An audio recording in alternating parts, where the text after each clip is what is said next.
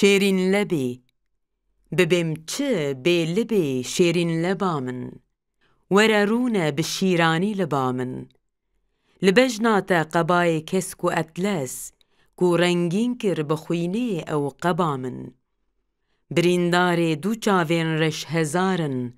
niha bûne hezar û yek teba min li hawîr em dinalin ah û qêrîn tu guh nadî kesî xanim seba min di rojê tar û tengî xemrevînî di van rojan xwezî wek te heba min li min barîn şev û rojan gul û xem xuya nabin ji hev roj û şeba min hemî pêl û lehî tarî û rûreş nizanim wê çi bênin ser siba min tenê min daye ser vê rê bi xurtî